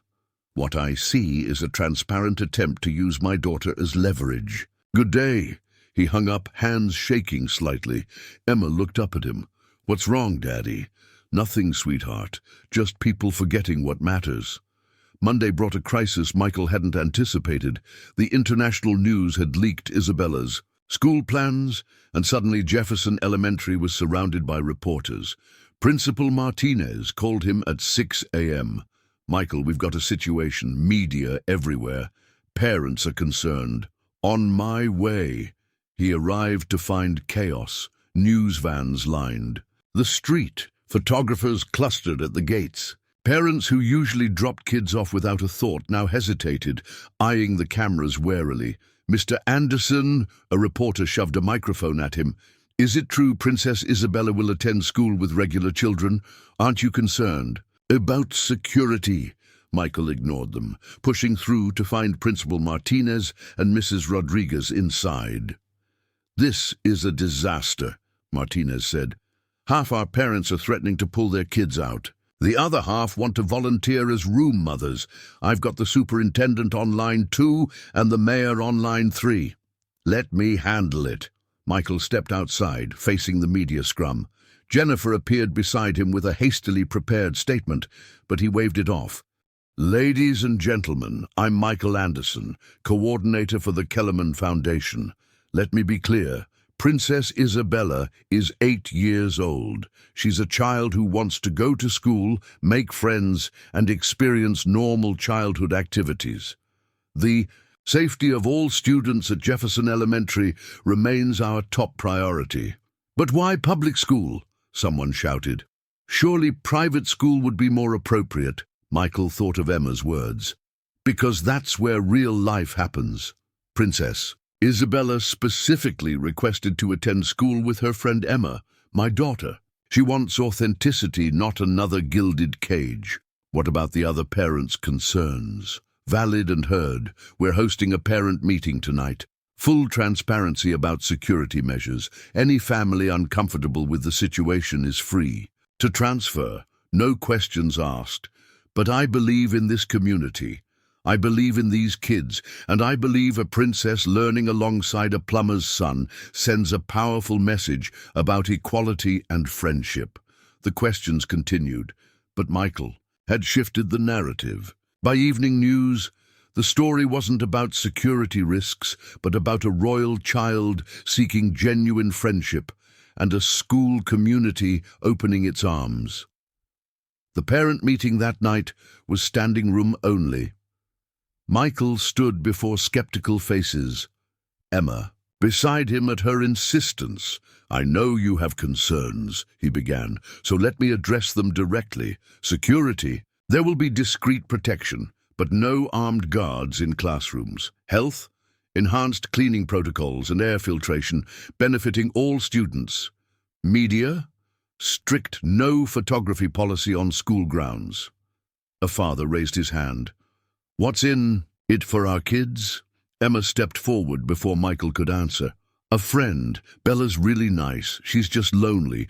Wouldn't you want someone to be friends with your kid if they were lonely? The room quieted. Michael felt proud enough to burst. Mrs. Chen, Tommy's mother, stood. I work at the State Department. This kind of cultural exchange is exactly what we need. When else will our children have the chance to learn alongside someone from a completely different world? But what about preferential treatment? Another parent asked. Will the princess get special privileges? Mrs. Rodriguez fielded that one. In my classroom, every child is equal. Princess or not, she'll follow the same rules, do the same work, face the same consequences. That's non-negotiable. The tide turned. Parents began seeing opportunity instead of intrusion. By the meeting's end, only 2 families had decided to transfer. The rest were cautiously optimistic, some even excited. Tuesday arrived grey and drizzly. Michael stood with Principal Martinez and a small security detail at the school entrance. A convoy of black vehicles approached, and his chest tightened. This was it. The first car disgorged Jameson and his team. The second held Duchess Margareta and Dr. Moreau. The third's door opened, and Isabella stepped out, clutching a new backpack and looking terrified. Then she spotted Michael. Her face lit up. "Mr. Anderson, you're here." "Of course I'm here. Ready for your first day of school?" Isabella nodded, then whispered, "Is Emma inside?" Waiting in the classroom. She's been talking about nothing else for days. Duchess Margareta approached, elegant despite the drizzle. "Mr. Anderson, I trust everything is prepared." "Yes, Your Excellency. Would you like to tour the facilities?" The tour went smoothly until they reached the classroom. 22 third graders sat in unusual silence, aware something momentous was happening. Emma bounced in her seat, waving frantically. "Bella, I saved you a seat." Isabella glanced at Duchess Margareta, who nodded slightly. The princess walked to Emma's table, slid into the chair, and pulled out a pencil case. Just another student. Starting her day, Mrs. Rodriguez clapped her hands. "Good morning, class. We have a new student today. Isabella, would you like to tell us about yourself?" Isabella stood, knees shaking slightly. Hello, I'm Isabella. I'm from Monteverde. I like to read and draw and I've never been to regular school before, so please be patient with me." Tommy Chen raised his hand. "Do you like Pokemon?" Isabella blinked. "I don't know what that is." The class gasped collectively. Tommy looked personally offended. "You don't know Pokemon? We have to fix that immediately." And just like that, the ice broke. Questions flew. Favorite colors, foods, animals. Within minutes, Isabella was just another kid comparing lunch choices and complaining about math homework. Michael stepped back, watching Duchess Margareta observe the interaction. The older woman's stern expression had softened. "Remarkable," she murmured. "She's talking to them. Actually talking, not just responding politely. Kids don't care about titles, Your Excellency. They care about who likes the same cartoons." The day progressed better than anyone had hoped. Isabella struggled with the cafeteria's sloppy joes, but laughed when Emma showed her how to contain the mess. She excelled at reading, but needed help understanding American money during math. At recess, she learned jump rope rhymes and attempted her first cartwheel, landing in a giggling heap. Dr. Moreau monitored everything, occasionally making notes. During art class, she approached Michael. Her stress indicators are remarkably low, lower than during formal palace events. This environment agrees with her. She's being a kid, maybe for the first time. The crisis came after lunch. A photographer had somehow breached security, snapping pictures through the playground fence. Jameson's team reacted instantly, but Isabella saw the camera and froze, the joy draining from her face. Emma noticed immediately. She grabbed Isabella's hand, pulling her toward the jungle gym. "Come on! If we climb to the top, the trees block that side. They can't see us there." Michael moved to intervene, but Dr. Moreau stopped him. "Wait. Watch." The 2 girls climbed quickly, settling on the highest platform. Emma pulled out the friendship bracelet she always wore now, the one matching Isabella's. They sat together, legs swinging, Emma chattering about everything and nothing, while Isabella's panic slowly subsided. "Your daughter has remarkable emotional intelligence," Dr. Moreau observed. "She knew exactly what the princess needed, normalcy in the face of intrusion." By dismissal, verdict was clear. Isabella bounced to the waiting cars, backpack stuffed with drawings from new friends and homework she couldn't wait to attempt. She hugged Michael quickly before protocol demanded she enter the vehicle. "Thank you," she whispered. "This was the best day ever." Duchess Margareta lingered. "Mr. Anderson, I owe you an apology. I thought this was foolishness, indulging a child's whim. But I watched her today. She laughed, really laughed. She made friends. She was happy. Every child deserves that, Your Excellency." "Yes, they do. The princess will continue at Jefferson Elementary with my full support." That evening, Michael and Emma celebrated with pizza, delivery, not frozen. Emma recounted every moment of Isabella's first day, from her confusion about pencil sharpeners to her delight at finger painting. "She's never had a milk carton before. Can you believe that? I had to show her how to open it, and Tommy gave her his pudding cup because she'd never tried chocolate pudding. Everyone wanted to sit with her at lunch, but she stayed with me. You're a good friend, Em.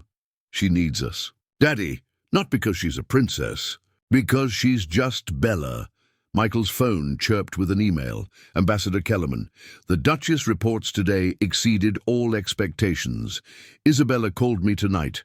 First time she's initiated contact in months. She talked for 30 minutes. About her new friends. You've given us our daughter back. Eternally grateful." Another email from Dr. Moreau. Attached are today's biometric readings.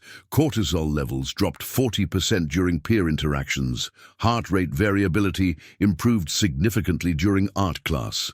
Clinically speaking, this environment is therapeutic. Personally speaking, thank you for fighting for this. As Michael tucked Emma into bed, she asked, "Daddy, do you think Bella's happy tonight?" "I think she's probably telling her father all about her day, just like you told me." "Good. Everyone should have someone to tell about their day. That's what families do, right?" "Right, sweetheart. We're kind of like Bella's American family now, aren't we?" Michael smoothed her hair. "I suppose we are." After Emma fell asleep, Michael sat at his desk, drafting a proposal for expanding the international exchange program. Today's success proved his theory. Children needed connection, not isolation. Privilege shouldn't mean loneliness. His phone rang, a Milwaukee number he didn't recognize. "Mr. Anderson, this is Patricia Williams from Channel 6 News. We'd like to interview you about today's events. Your speech about authentic friendship really resonated with viewers. I appreciate the interest, but I need to protect the students' privacy." "Oh, we wouldn't film at school. We're interested in your story. Single father helping royal child find friendship. That's human interest gold." Michael hesitated. Media attention could be useful for the Foundation's programs, but...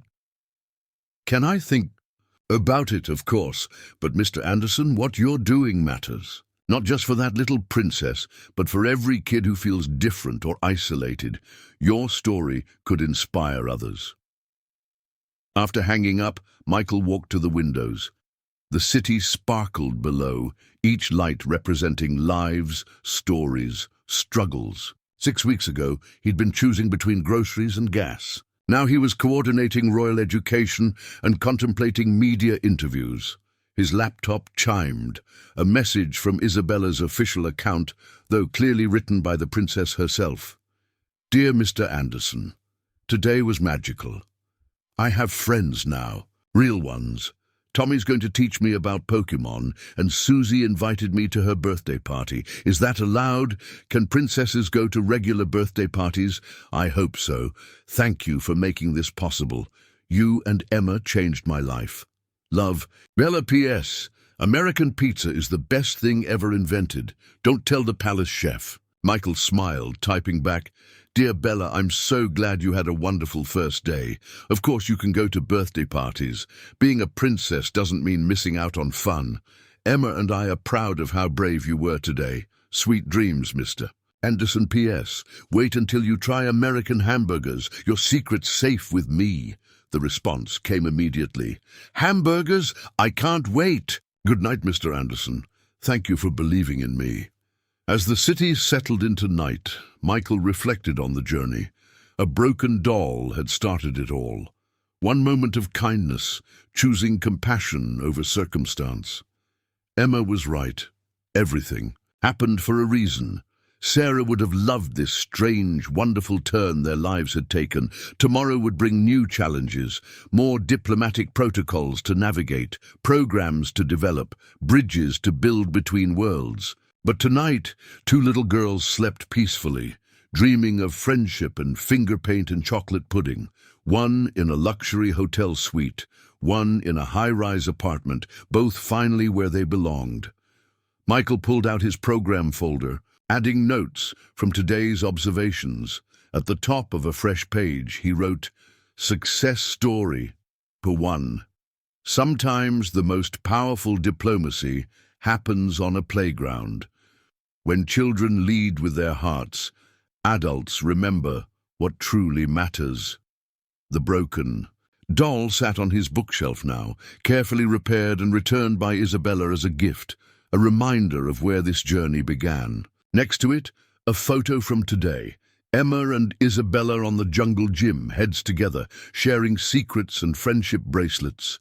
Two girls from different worlds, finding common ground in childhood's universal language. And one struggling single.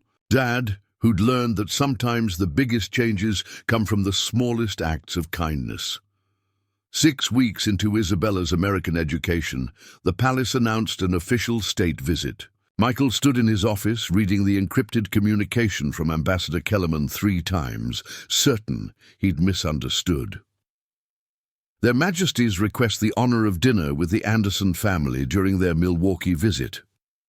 Jennifer peered over his shoulder. "The King and Queen want to have dinner with you in your apartment." Apparently, Isabella's been writing home about Emma's mac and cheese. "The Queen wants to experience authentic American family dining. You're hosting royalty for craft dinner. Don't forget the hot dogs." Isabella specifically requested hot dogs.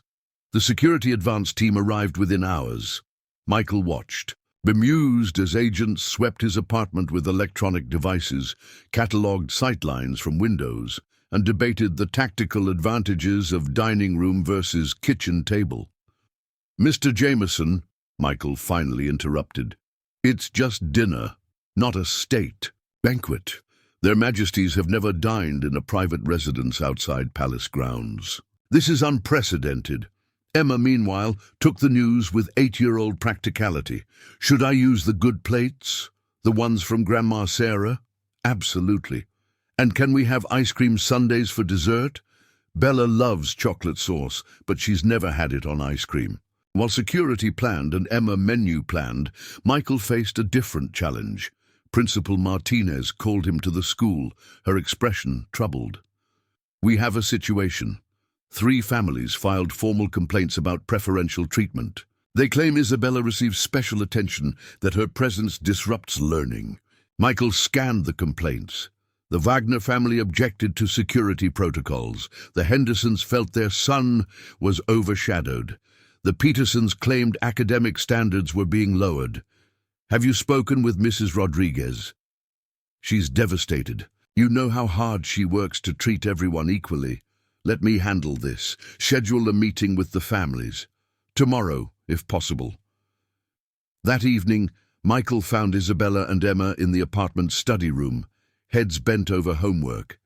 Isabella struggled with long division, while Emma practiced spelling words. "I don't understand," Isabella sighed. "In Monteverdi, we learned multiplication tables, but not this way of dividing. Here, let me show you." Emma pulled out colored pencils. "Mrs. Rodriguez taught us to draw it like houses. See, the big number lives inside." Watching them, Michael realized something profound.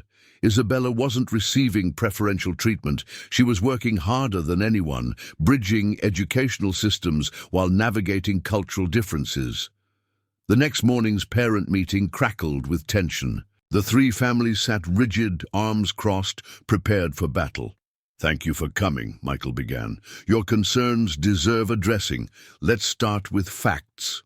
Mrs. Rodriguez?" The teacher stepped forward with gradebooks and charts.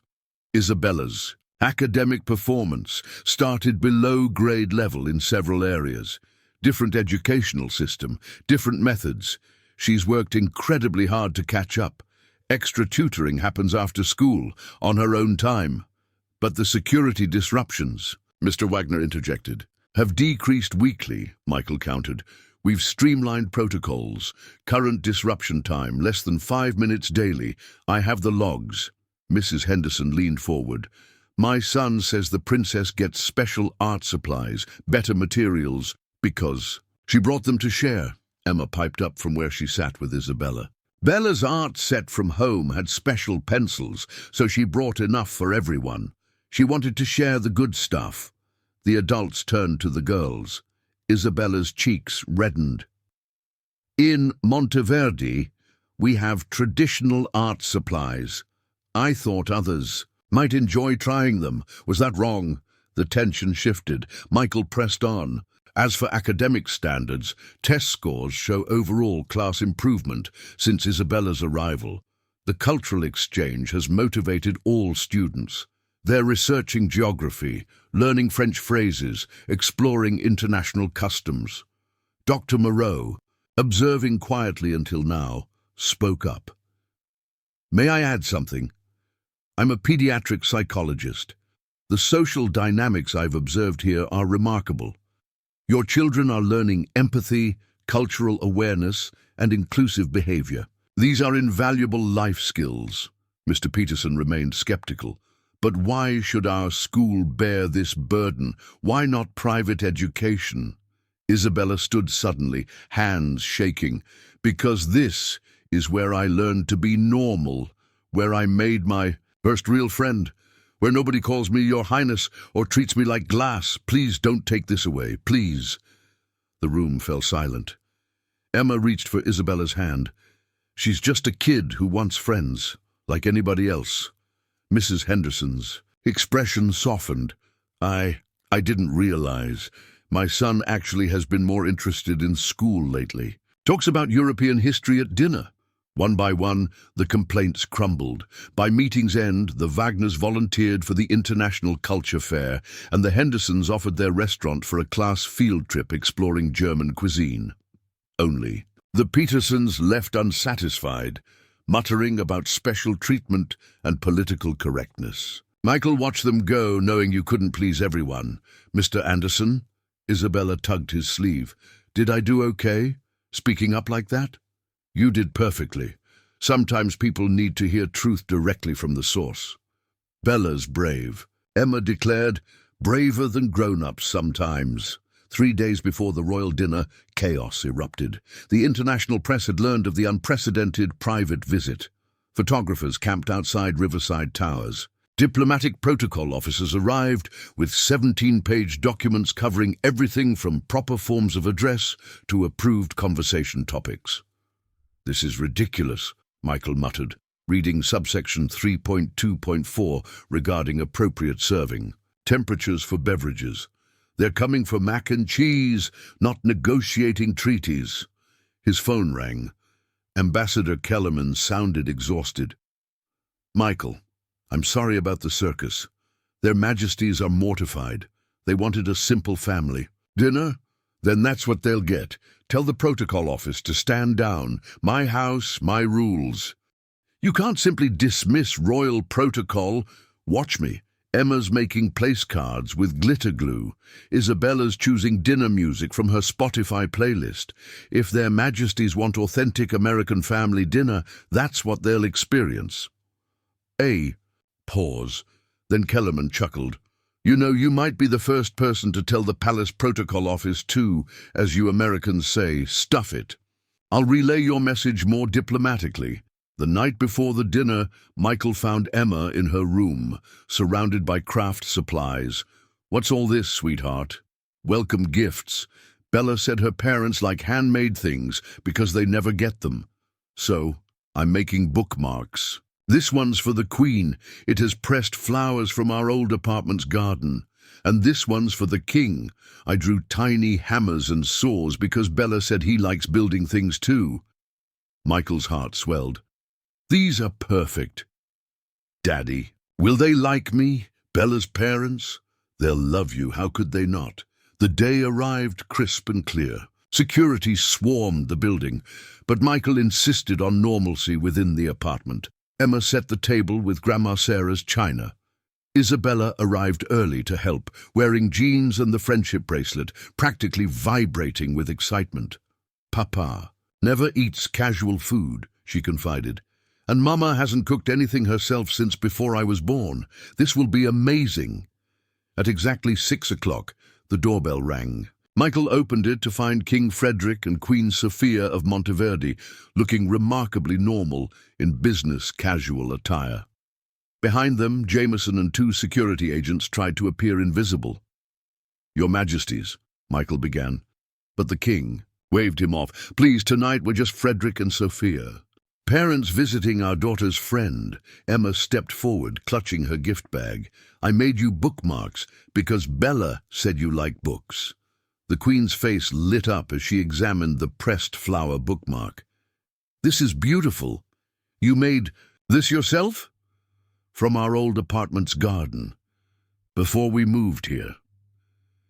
The evening unfolded with surprising ease. Isabella gave her parents a tour, proudly showing her homework corner and the arts and crafts cabinet. Emma demonstrated the proper way to prepare mac and cheese, insisting the Queen stir while she added the powder. "It has to be stirred exactly right," Emma explained seriously, "or it gets lumpy." King Frederick helped set out hot dogs, laughing at Isabella's detailed instructions on condiment placement. "Apparently, I've been eating incorrectly my entire life." During dinner, formality melted away. The king asked Michael about construction work, genuinely interested in building techniques. The Queen discussed children's books with Emma, impressed by her reading list. Isabella beamed, watching her 2 worlds blend seamlessly. "This is delicious," Queen Sophia declared, taking another bite of mac and cheese. "I can see why Isabella writes about it constantly." "The secret's in the stirring," Emma said proudly. "And love. Daddy says love makes food taste better." After dinner, the girls cleared while the adults talked. Michael found himself discussing parenting challenges with literal royalty, discovering universal struggles transcended titles. "Isabella was so withdrawn after my mother passed," the Queen confided. "We tried everything. Therapists, specialized programs, carefully selected companions. Nothing worked until she met Emma." Emma was the same after losing her mother. "Sometimes kids need other kids who understand loss." The king leaned forward. "You've given us our daughter back. Her letters home are filled with joy now. School adventures, friend drama, normal childhood experiences we thought she'd never have. She needed this. She needed Emma. Whatever happens, we're grateful." As evening wound down, the girls presented their surprise, a photo album they'd created together, documenting Isabella's American adventures. First day of school, playground games, art projects, cafeteria mishaps, all captured with Emma's instant camera. "This is wonderful," the Queen murmured, tears threatening. "Look, Frederick, she's playing hopscotch. Our Isabella playing hopscotch." The king studied a photo of both girls covered in finger paint, grinning widely. "She looks happy. Truly happy. Can we do this again?" Isabella asked suddenly. "When you visit next month, Emma's dad makes amazing spaghetti." "You're always welcome," Michael said, meaning it. "Fair warning, though, spaghetti night gets messy." "Messy sounds perfect," the Queen replied. As they prepared to leave, King Frederick pulled Michael aside. "The Foundation told us about your background, about your struggles before this position. You've taken difficult circumstances and created something beautiful. Just trying to be a good dad, Your Majesty." "Frederick, and you're succeeding. Both our daughters are lucky to have you in their lives." After the royal departure, Michael found Emma and Isabella in the living room, playing cards and giggling. "That was the best night ever," Isabella declared. "Papa ate 3 hot dogs. Mama helped with dishes. They were just normal." "Your parents are nice," Emma agreed. Not scary at all. The Queen likes the same books I do. Can we be sisters? Isabella asked suddenly. Not real sisters, but chosen sisters. Is that allowed? Emma considered seriously. I think we already are. We even have matching bracelets. Watching them, Michael realized the profound truth in Emma's words. Family wasn't just blood. It was choice, connection, shared joy and sorrow. These two girls, from impossibly different worlds, had chosen each other. Later, after Isabella returned to her hotel, Michael received a message from the Queen. Thank you for tonight. For the first time in years, we felt like a normal family. Isabella is blessed to have found Emma, and we are blessed to have found you. Until next time, Sophia.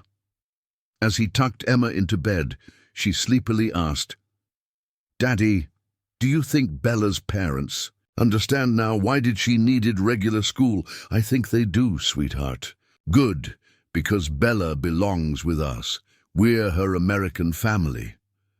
Michael kissed her forehead, marveling at the journey, from food stamps to royal dinners, from isolation to international friendship, from surviving to thriving. The broken doll had started it all, one small act of kindness, rippling outward in ways he'd never imagined. Tomorrow would bring new challenges, but tonight he was content. Two families had connected across an ocean of differences, finding common ground in love for their daughters. As sleep claimed him, Michael's last thought was of Sarah. She'd always believed in the power of opening your heart, even when it seemed risky. Especially then. She would have loved this strange, wonderful chapter of their lives. In the morning, new adventures would await. But this moment, this perfect, improbable moment, was enough. 3 months flew by like pages in Emma's picture. Books. Isabella's visit was nearing its end, and the weight of impending separation hung heavy over both girls. Michael found them in Emma's room, sorting through friendship bracelets they'd made for classmates.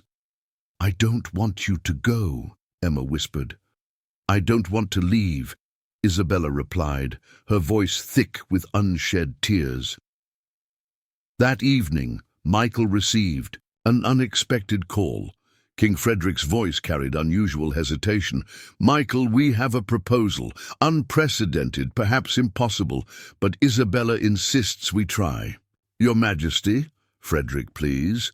Isabella has formally requested to extend her stay, not as a diplomatic visit, but as an exchange student. Full academic year. She's never asked for anything so earnestly. Michael's heart raced. That would be incredible. But the logistics, we've spoken with your State Department. If you're willing to serve as her guardian with appropriate support from the embassy, would you consider it? Michael thought of Emma's recent brightness, of Isabella's transformation, of two girls who'd become sisters. Yes, absolutely yes. The announcement sparked international headlines. Princess chooses pizza over palace, ran one tabloid. But the real story was simpler. Two children who'd found family in friendship. The Kellerman Foundation expanded Michael's role, creating an entire department around the success of Isabella's integration. Soon, other diplomatic children joined the program, a Saudi prince, a Japanese ambassador's daughter, children from 20 nations discovering that playgrounds were universal. Emma and Isabella's final presentation to the Foundation Board showed the program's true impact. They stood together, matching friendship bracelets catching the light. Before I met Emma, Isabella began, I thought being royal meant being alone. She taught me that crowns don't matter at recess. Emma stepped forward. And Bella taught me that different isn't scary. It's just another way of being the same inside. The board approved permanent funding. The Anderson Kellerman Youth Initiative was born. Summer arrived with a surprise. The royal family invited the Andersons to Monteverde.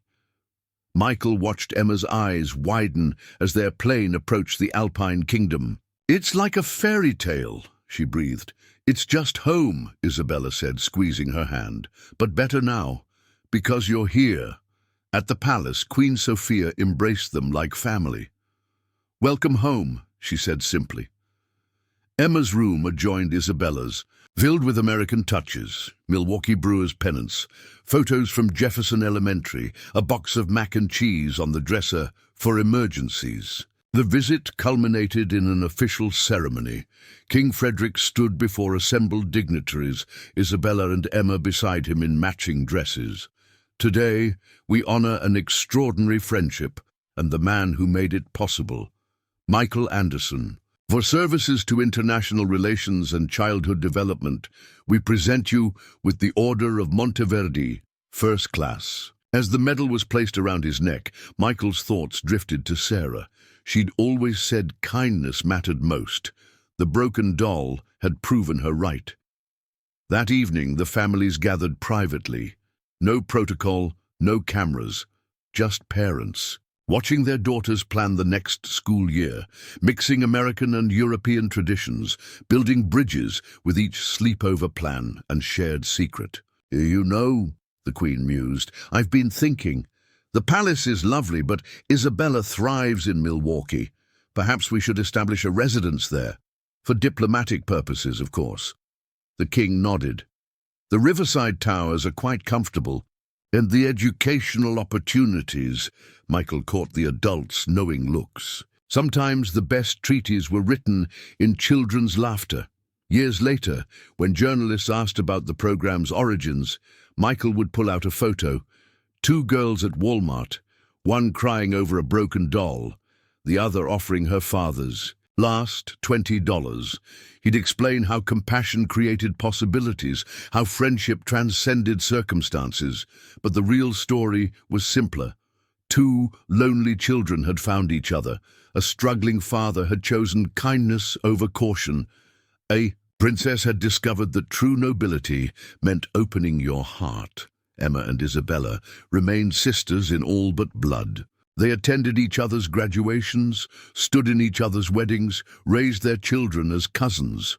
The Kellerman-Anderson initiative touched thousands of lives, but it started with two girls who saw past titles to the person underneath. And, in a Milwaukee apartment now filled with photos from around the world, the carefully repaired porcelain doll stood on a shelf.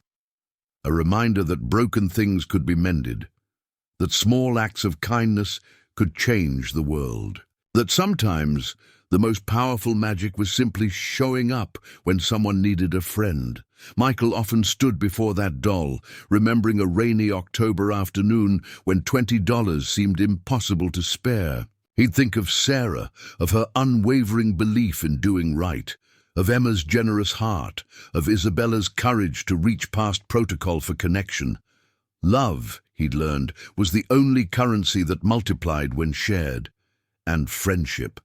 That was. The interest it earned, compounding across continents and kingdoms, measured not in dollars or crowns, but in the laughter of children who'd learned that different was just another word for special. Up next, you've got two more standout stories right on your screen. If this one hits the mark, you won't want to pass these up. Just click and check them out. And don't forget to subscribe and turn on the notification bell so you don't miss any upload from us.